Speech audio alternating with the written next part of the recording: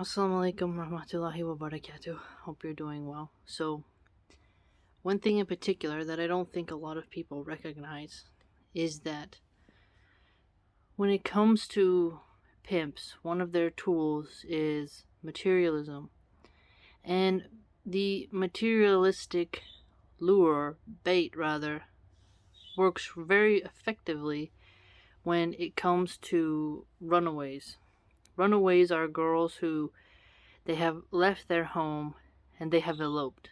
The problem is that when it comes to this type of individual who leaves their home, it can be girls who came from broken, bad, dysfunctional homes, and actually also girls who came from good homes. The commonality between the two girls is that they have fallen in love with someone who they think is going to be better than where they're at. And they think it's better simply because the man has flashy items. And some of these girls, they want to have comfort. They want to be valued. They think that self-worth comes from items.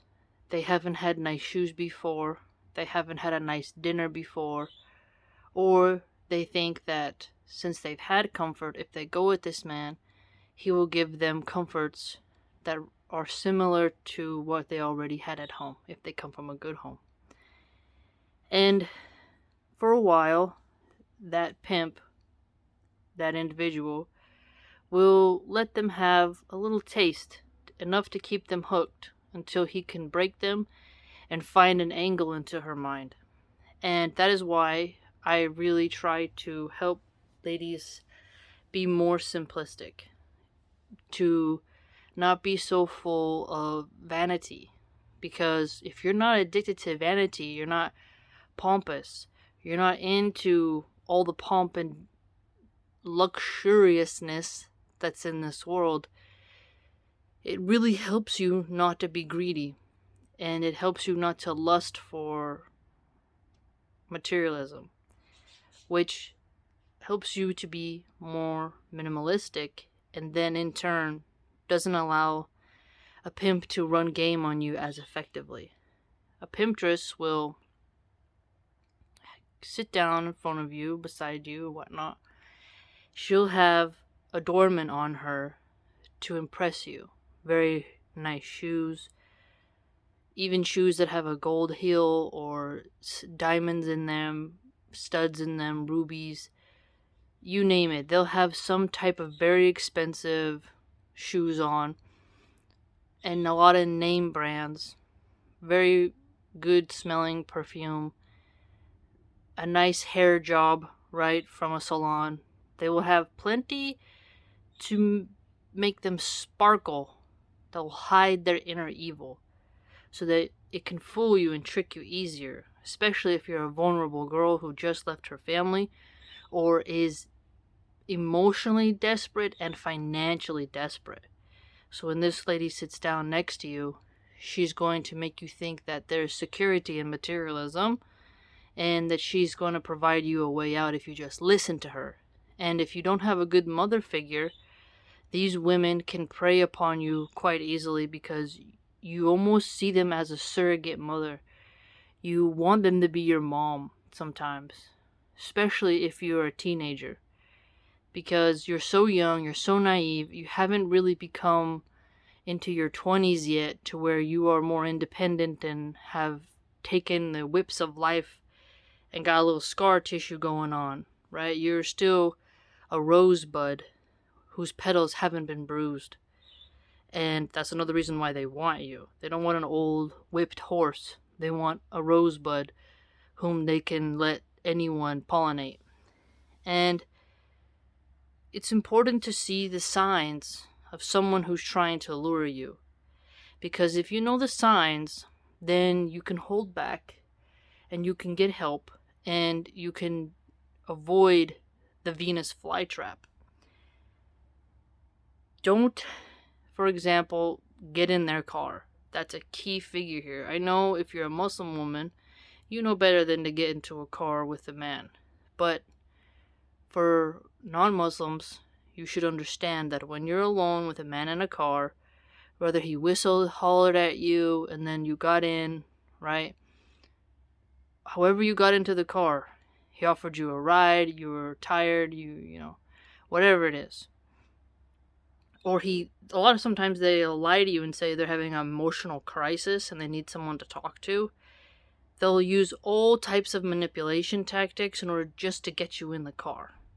And once you get in the car and you're driving, that's when the coercion can come on softly, where it's more implied, and then later it can get quite literal, to where they can just grab you and force your head on them, and then they can mock you after, and then come around later and, oh, I'm sorry, I didn't really mean to get aggressive, you know, it's just, I got bad manners, I'm going to therapy for it. They can make all sorts of excuses to make you feel bad, to make you feel guilty, and to make you feel stupid at the same time. And then they can lure you in with the materialism, right? Yeah, it was done in a nice car, a BMW or whatever. If it's done in a nice car, it feels different than if it's done in some really crappy vehicle, right? And so when you are in a car with someone like that, you should first be thinking, what are you doing there, and get the hell out. And maybe 1 or 2 rides, he'll let you be in his car, right? He takes you to the store. You know, he offered you to take you to the store or whatever. And he was nice at that time. He builds your trust and then sidelines you when you least expect it. Okay? And maybe he'll take you to an area that you're not very familiar with, so that if you're afraid that you'll get lost and no one will be able to help you. And sometimes he can drive you deep into the city, to a rural area, or to a dangerous area. Let's say he takes you around the hood, you go cruising, right? And if he kicks you out of the car in some of these areas, you might be killed or raped in some places by a meth head. It'd be very difficult for you. And in some areas, you ask for help, no one wants to get involved. And they're not really going to help you. And sometimes the door you knock on is more dangerous than if you were somewhere else. Let's put it that way. And so they have many tactics to get you around them enough with their material items to then lure you into doing things you don't want to do. And a lot of these guys will look for girls who look a bit dusty, who they can polish up, right? She's got the face, she's got the body. She just needs a little bit more polish, and she'll be a prime meat. And with runaway girls, they're in a position of desperation. Maybe they're renting a room, they're very unhappy, they get talked into moving into a house where there's many girls, or him funding an apartment for her, or a loft, or a flat, you name it. There's a lot of ways that they'll entice the girls who are so economically desperate and emotionally deprived that they'll end up doing things that'll make them later hate themselves. And so materialism is a tool of the pimp and the pimptresses. So if you just are happy and content with what Allah subhanahu wa ta'ala gave you, you're happy with your groceries in the fridge, your simple bed, having electricity, warm water, the basics, you can be more free. And you can be more fierce and strong in the face of evil when it comes to tempt you into doing things that are horrendous for your well-being, spirituality, and placement in the next realm. So when someone is flashing things in your face, I want you to think of it as someone holding a steak in front of a dog that's really hungry. But behind the person's back is a hammer, and they dangle that. And as soon as that dog comes to get that steak, that hammer is coming full-fledged into the skull so it can get skinned. You have to really be cautious of bait. And the way the bait is sculpted, designed, gives you an insight into how difficult the test will be. an ugly man who comes to you in tattered clothes will have a harder time getting you into his harem, getting you his. It's not a real harem, because a harem has a sort of negative connotation, but then also a positive connotation.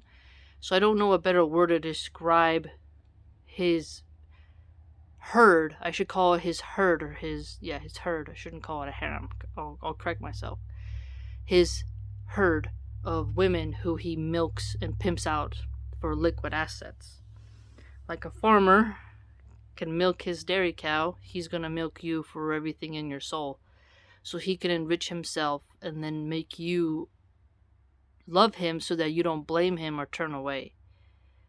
That you'll keep coming back or refuse to leave because you'll be scared and hopeless and feel insecure and have a low self-esteem even though you're adorned like a Barbie. The sadness is developed inside of the woman, and when inside she becomes so broken that it starts to show on the outer side, that's when you'll be replaced with a fresh new model. And you'll be tossed to the streets, broken and alone, with all your mental trauma and all the handbags and purses and shoes and bracelets and watches and bed comforters, whatever the heck you bought with the money you earned, will not be there to embrace you during your nightmares, during your cold sweats, during your anxiety attacks, during your flashbacks, your post-traumatic stress disorder. It won't be there.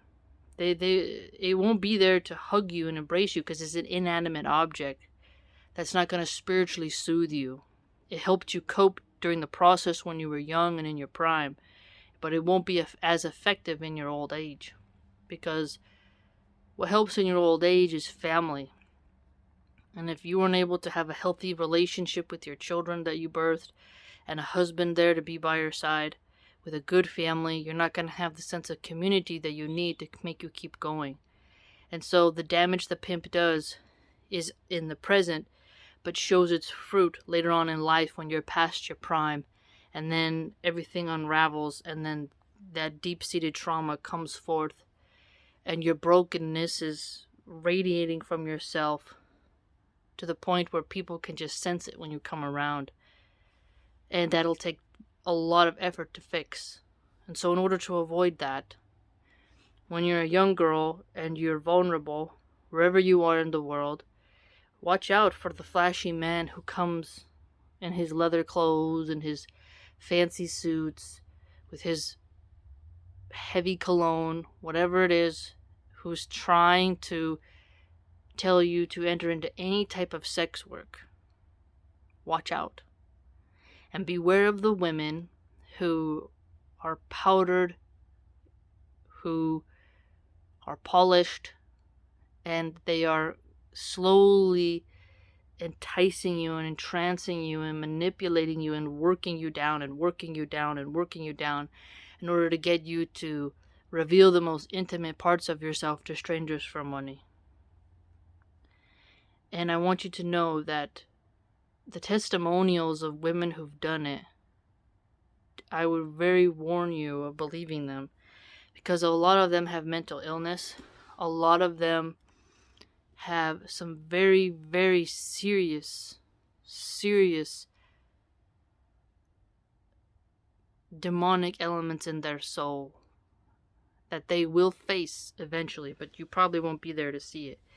So don't be impressed with them, and instead turn away and reject materialism so that you can be more safe when somebody comes and tries to lure you into a very dark abode with glittery objects that will not be able to quench the pain that comes later on in life from such activities. So be strong. Don't be humiliated because you don't have fancy things. And be content with what Allah subhanahu wa ta'ala gave you, because in paradise we will want for nothing. So reject this world and strive for the next, and don't be enticed by any pimp or pimptress.